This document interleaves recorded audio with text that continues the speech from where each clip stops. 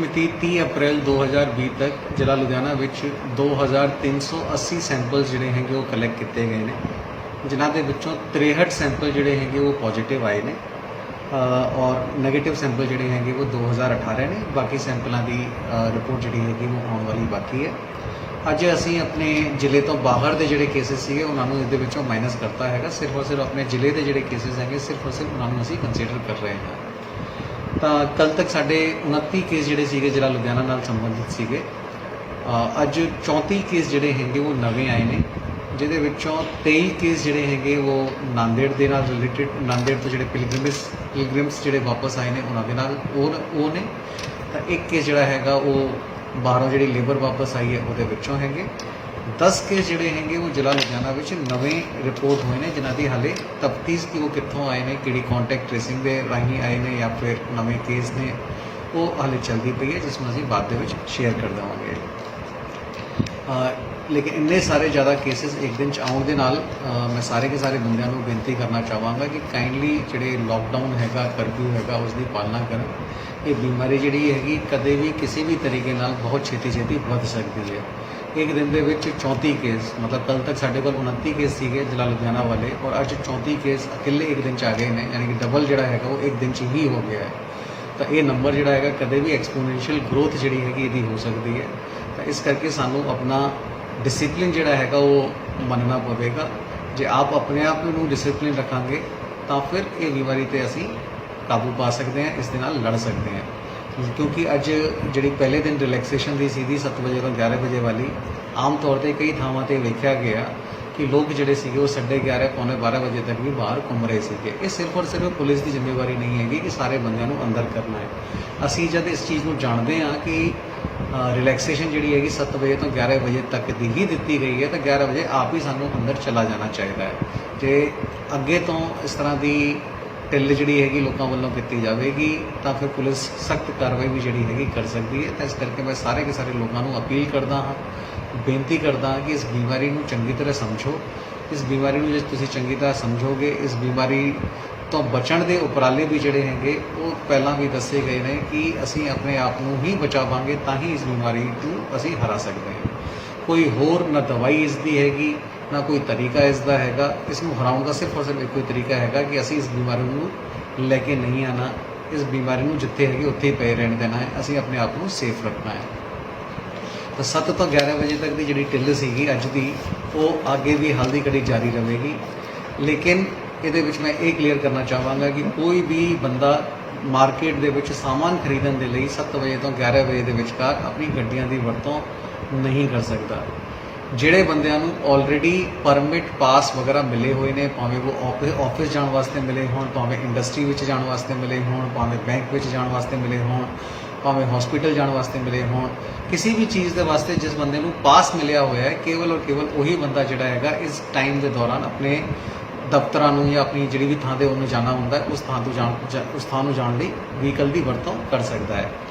ਆਮ ਆਦਮੀ ਜਿਹੜਾ ਹੈਗਾ ਕੇਵਲ ਔਰ ਕੇਵਲ ਪੈਦਲ ਹੀ ਜੋ ਵੀ ਕਾਊਂਟਰ ਦੇ ਵਿੱਚ ਸਾਮਾਨ ਖਰੀਦਣ ਵਾਸਤੇ ਜਾਣਾ ਹੈ ਜਾ ਸਕਦਾ ਹੈ। ਇਹ ਘਰੋਂ ਸਿਰਫ ਇੱਕ ਬੰਦਾ ਜਾਊਗਾ, ਇੱਕ ਬੰਦੇ ਤੋਂ ਵੱਧ ਨਾ ਜਾਵੇ। ਦੂਜਾ ਜਿਹੜਾ ਇਸ਼ੂ ਹੈਗਾ ਉਹ ਅੱਜ ਕੁਝ ਲੋਕਾਂ ਨੇ ਸਵਾਲ ਸਾਨੂੰ ਕੀਤਾ ਸੀਗਾ ਕਿ ਕਿਹੜੀਆਂ ਦੁਕਾਨਾਂ ਜਿਹੜੀਆਂ ਹੈਗੀਆਂ ਇਸ ਵੇਲੇ ਖੁੱਲ੍ਹੀਆਂ ਹੋਈਆਂ ਨੇ। ਤਾਂ ਉਹਦੇ ਵਿੱਚ ਮੈਂ ਕਲੀਅਰ ਕਰਨਾ ਚਾਹਾਂਗਾ ਕਿ ਅਸੀਂ ਸਿਰਫ ਔਰ ਸਿਰਫ ਉਹੀ ਦੁਕਾਨਾਂ ਜਿਨ੍ਹਾਂ ਨੂੰ ਅਸੀਂ ਆਲਰੇਡੀ ਪਰਮਿਸ਼ਨ ਜਾਂ ਪਰਮਿਟ ਦਿੱਤਾ ਹੋਇਆ ਹੈ, ਕੇਵਲ ਔਰ ਕੇਵਲ ਉਹ ਦੁਕਾਨਾਂ ਜਿਹੜੀਆਂ ਹੈਗੀਆਂ ਇਸ ਵੇਲੇ 7 ਵਜੇ ਤੋਂ 11 ਵਜੇ ਤੱਕ ਕਾਊਂਟਰ ਸੇਲ ਕਰ ਸਕਦੀਆਂ ਹਨ ਔਰ 11 ਵਜੇ ਤੋਂ ਸ਼ਾਮੀ 7 ਵਜੇ ਤੱਕ ਹੋਮ ਡਿਲੀਵਰੀ ਦਾ ਜਿਹੜਾ ਕੰਮ ਹੈਗਾ ਉਹ ਕਰ ਸਕਦੀਆਂ ਹਨ। ਸਵੇਰੇ 7 ਵਜੇ ਤੋਂ 11 ਵਜੇ ਦੇ ਵਿਚਕਾਰ ਕੋਈ ਵੀ ਹੋਮ ਡਿਲੀਵਰੀ ਅਲਾਉ ਨਹੀਂ ਕੀਤੀ ਜਾਵੇਗੀ ਔਰ 11 ਵਜੇ ਤੋਂ 7 ਵਜੇ ਤੱਕ ਕੋਈ ਵੀ ਕਾਊਂਟਰ ਸੇਲ ਜਿਹੜੀ ਹੈਗੀ ਉਹ ਅਲਾਉ ਨਹੀਂ ਕੀਤੀ ਜਾਵੇਗੀ। ਤਾਂ ਇਹ ਜਿਹੜੀ ਵੀ ਕਾਊਂਟਰ ਸੇਲ ਹੈਗੀ ਉਹ ਸਵੇਰੇ 7 ਵਜੇ ਤੋਂ 11 ਵਜੇ ਤੱਕ ਹੋਣੀ ਹੈ ਔਰ 11 ਵਜੇ ਤੋਂ 7 ਵਜੇ ਸ਼ਾਮੀ 7 ਵਜੇ ਤੱਕ ਹੋਮ ਡਿਲੀਵਰੀ ਹੋ ਸਕਦੀ ਹੈ। ਥੋਕ ਦੀ ਦੁਕਾਨਾਂ ਜਿਹੜੀਆਂ ਅਸੀਂ ਪਰਮਿਟ ਕੀਤੀਆਂ ਸੀਗੀਆਂ ਪਹਿਲਾਂ, ਉਹ ਸਿਰਫ ਸ਼ਾਮੀ 11 ਵਜੇ ਤੋਂ 7 ਵਜੇ ਤੱਕ ਹੀ ਖੁੱਲ੍ਹ ਸਕਦੀਆਂ ਹਨ ਔਰ ਥੋਕ ਦੀ ਦੁਕਾਨਾਂ ਜਿਹੜੀਆਂ ਹੈਗੀਆਂ ਆਪਣਾ ਸਾਮਾਨ ਜਿਹੜਾ ਹੈਗਾ ਰਿਟੇਲ ਦੀ ਦੁਕਾਨਾਂ ਤੱਕ ਪਹੁੰਚਾਉਣ ਦੇ ਵਾਸਤੇ ਜ਼ਿੰਮੇਵਾਰ ਹੋਣਗੀਆਂ। ਇਸ ਤੋਂ ਇਲਾਵਾ ਜਿਹੜੀ ਰਿਲੈਕਸੇਸ਼ਨ ਐਕਸਟਰਾ ਜਿਹੜੀ ਸੀਗੀ ਉਹ ਸਿਰਫ ਔਰ ਸਿਰਫ ਉਹਨਾਂ ਦੁਕਾਨਾਂ ਦੇ ਵਾਸਤੇ ਸੀਗੀ ਜਿਹੜੀ ਕਿ ਸਟੈਂਡ ਅਲੋਨ ਦੁਕਾਨਾਂ ਹੈਗੀਆਂ, ਜਿਨ੍ਹਾਂ 'ਤੇ ਖੱਬੇ ਔਰ ਸੱਜੇ ਕੋਈ ਵੀ ਦੁਕਾਨ ਨਹੀਂ ਹੈਗੀ। ਕਲੀਅਰ ਕਰ ਦੇਵਾਂ, ਖੱਬੇ ਔਰ ਸੱਜੇ ਕੋਈ ਦੁਕਾਨ ਨਹੀਂ ਹੈਗੀ, ਇਕੱਲੀ ਦੁਕਾਨ ਜਿਹੜੀ ਹੈਗੀ ਉਹ ਦੁਕਾਨਾਂ ਨੂੰ ਅਸੀਂ ਖੋਲ੍ਹਣ ਵਾਸਤੇ ਪਰਮਿਸ਼ਨ ਦਿੱਤੀ ਹੈਗੀ। ਔਰ ਇਸ ਤੋਂ ਇਲਾਵਾ ਜਿਹੜੇ ਗੇਟਡ ਰੈਜ਼ੀਡੈਂਸ਼ੀਅਲ ਕਲੋਨੀਜ਼ ਹੈਗੀਆਂ ਉਹਦੇ ਵਿੱਚ ਜਿਹੜੀਆਂ ਦੁਕਾਨਾਂ ਹੈਗੀਆਂ ਉਹਨਾਂ ਨੂੰ ਖੋਲ੍ਹਣ ਦੀ ਪਰਮਿਸ਼ਨ ਦਿੱਤੀ ਹੈਗੀ। ਇਹ ਸਟੈਂਡ ਅਲੋਨ ਦੁਕਾਨਾਂ ਤੇ ਰੈਜ਼ੀਡੈਂਸ਼ੀਅਲ ਕਲੋਨੀਜ਼ ਦੇ ਅੰਦਰ ਜਿਹੜੀਆਂ ਰੈਜ਼ੀਡੈਂਸ਼ੀਅਲ ਗੇਟਡ ਕਲੋਨੀਆਂ ਦੇ ਅੰਦਰ ਜਿਹੜੀਆਂ ਦੁਕਾਨਾਂ ਹੈਗੀਆਂ ਇਹ ਵੀ ਸਵੇਰੇ 7 ਵਜੇ ਤੋਂ 11 ਵਜੇ ਤੱਕ ਹੀ ਖੁੱਲ੍ਹ ਸਕਦੀਆਂ ਹਨ। ਇਸ ਤੋਂ ਇਲਾਵਾ ਮੈਂ ਜਿਵੇਂ ਪਹਿਲਾਂ ਦੱਸਿਆ ਸੀਗਾ ਕਿ ਕਾਈਂਡਲੀ ਲੋਕ ਜਿਹੜੇ ਹੈਗੇ ਡਿਸਪਲਿਨ ਦੇ ਵਿੱਚ ਰਹਿਣ। ਇਹ ਰਿਲੈਕਸੇਸ਼ਨ ਜਿਹੜੀਆਂ ਦਿੱਤੀਆਂ ਜਾ ਰਹੀਆਂ ਹਨ ਉਹ ਤੁਹਾਡੇ ਡਿਸਪਲਿਨ ਨੂੰ ਪਾਸਟ ਦੇ ਵਿੱਚ ਦੇਖਦੇ ਹੋਏ ਹੀ ਦਿੱਤੀਆਂ ਜਾ ਰਹੀਆਂ ਹਨ। ਹੁਣ ਸਾਡੇ ਵੱਲੋਂ ਕੋਈ ਇਸ ਤਰ੍ਹਾਂ ਦੀ ਕਾਰਗੁਜ਼ਾਰੀ ਨਾ ਕੀਤੀ ਜਾਵੇ ਕਿ ਇਹ ਜਿਹੜੀਆਂ ਰਿਲੈਕਸੇਸ਼ਨਸ ਦਿੱਤੀਆਂ ਜਾ ਰਹੀਆਂ ਹਨ ਉਹਨਾਂ ਨੂੰ ਵਿਡਰਾਅ ਕਰਨਾ ਪੈ ਜਾਵੇ। ਤਾਂ ਇਸ ਕਰਕੇ ਕਾਈਂਡਲੀ ਸਾਰੇ ਕੇ ਸਾਰੇ ਲੋਕਾਂ ਨੂੰ ਬੇਨਤੀ ਹੈ ਕਿ ਇਹਨਾਂ ਦੀ ਪਾਲਣਾ ਕरें ਔਰ ਜਿਹੜੀ ਰਿਲੈਕਸੇਸ਼ਨ ਸਰਕਾਰ ਵੱਲੋਂ ਦਿੱਤੀ ਜਾ ਰਹੀਆਂ ਨੇ, ਗਾਈਡਲਾਈਨਸ ਦਿੱਤੀਆਂ ਜਾ ਰਹੀਆਂ ਉਹਨਾਂ ਦੀ ਪਾਲਣਾ ਕਰਨ। ਇੱਕ ਹੋਰ ਅੱਜ ਵੱਡਾ ਡਿਵੈਲਪਮੈਂਟ ਜਿਹੜਾ ਹੈਗਾ ਉਹ ਇਹ ਹੈਗਾ ਕਿ ਗਵਰਨਮੈਂਟ ਆਫ ਇੰਡੀਆ ਵੱਲੋਂ ਮਾਈਗ੍ਰੇਟਰੀ ਜਿਹੜੇ ਲੋਕ ਹੈਗੇ ਉਹਨਾਂ ਦੇ ਵਾਸਤੇ ਨਵੀਂ ਗਾਈਡਲਾਈਨਸ ਜਿਹੜੀਆਂ ਹੈਗੀਆਂ ਉਹ ਜਾਰੀ ਕੀਤੀਆਂ ਗਈਆਂ ਹਨ। ਉਸ ਗਾਈਡਲਾਈਨ ਦੇ ਮੁਤਾਬਕ ਜੇ ਦੋਨੋਂ ਸਟੇਟ ਯਾਨੀ ਕਿ ਜਿਹੜਾ ਸਟੇਟ ਦੇ ਵਿੱਚ ਇਸ ਵੇਲੇ ਮਾਈਗ੍ਰੇਟਰੀ ਪੋਪੂਲੇਸ਼ਨ ਹੈਗੀ ਜਾਂ ਉਹ ਵਾਲਾ ਸਟੇਟ ਜਿੱਥੋਂ ਉਹ ਬਿਲੋਂਗ ਕਰਦਾ ਹੈ, ਜੇ ਦੋਨੋਂ ਸਟੇਟ ਜਿਹੜੇ ਹੈਗੇ ਇਸ ਚੀਜ਼ ਦੇ ਉੱਤੇ ਐਗਰੀ ਕਰਦੇ ਨੇ ਕਿ ਲੇਬਰ ਜਿਹੜੀ ਹੈਗੀ ਇੱਕ ਥਾਂ ਤੋਂ ਦੂਜੀ ਥਾਂ ਦੇ ਵਾਸਤੇ ਜਾ ਸਕਦੀ ਹੈ। ਮੈਂ ਇਸ ਵਿੱਚ ਰਿਪੀਟ ਕਰਨਾ ਚਾਹਾਂਗਾ ਕਿ ਦੋਨੋਂ ਸਟੇਟਾਂ ਨੇ ਅਪਰੂਵਲ ਦੇਣੀ ਹੈ, ਭੇਜਣ ਵਾਲੀ ਸਟੇਟ ਨੂੰ ਵੀ ਅਪਰੂਵਲ ਦੇਣੀ ਹੈ ਔਰ ਜਿਹੜੀ ਸਟੇਟ ਦੇ ਵਿੱਚ ਉਹ ਬੰਦੇ ਪਹੁੰਚਣਗੇ ਉਸ ਸਟੇਟ ਨੇ ਵੀ ਇਸ ਦੇ ਵਿੱਚ ਜੇ ਪਰਮਿਸ਼ਨ ਦਿੰਦੀ ਹੈ ਤਾਂ ਹੀ ਅਸੀਂ ਇਸ ਤਰ੍ਹਾਂ ਦੀ ਮੂਵਮੈਂਟ ਜਿਹੜੀ ਹੈਗੀ ਉਸ ਨੂੰ ਕੰਡੀਸ਼ਨਲ ਤੌਰ ਤੇ ਅਲਾਉ ਕਰਾਂਗੇ। ਉਸ ਦੇ ਵਾਸਤੇ ਇੱਕ ਪ੍ਰੋਸੀਜਰ ਜਿਹੜਾ ਹੈਗਾ ਉਹ ਬਣਾਇਆ ਜਾ ਰਿਹਾ ਹੈ। ਇੱਕ ਗਵਰਨਮੈਂਟ ਦਾ ਜਿਹੜਾ ਵੈਬਸਾਈਟ ਹੈਗੀ covidhelp.punjab.gov.in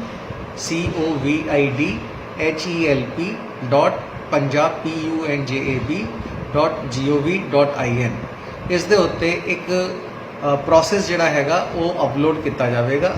ਇਹਦੇ ਉੱਤੇ ਇੱਕ ਐਪ ਜਾਂ ਲਿੰਕ ਜਿਹੜੀ ਹੈਗੀ ਉਹ ਅਪਲੋਡ ਕੀਤੀ ਜਾਵੇਗੀ ਕੱਲ੍ਹ ਸਵੇਰ ਤੋਂ ਔਰ ਉੱਥੇ ਬੰਦੇ ਜਿਹੜੇ ਵੀ ਜਾਣਾ ਚਾਹੁੰਦੇ ਨੇ ਉਹ ਉੱਥੇ ਆਪਣੇ ਆਪ ਨੂੰ ਰਜਿਸਟਰ ਕਰ ਸਕਦੇ ਹਨ। ਇਹ ਸਿਰਫ ਔਰ ਸਿਰਫ ਉਹਨਾਂ ਦੇ ਵਾਸਤੇ ਹੈਗਾ ਜਿਹੜੇ ਕਿ ਬੰਦੇ ਜਾਣਾ ਚਾਹੁੰਦੇ ਨੇ।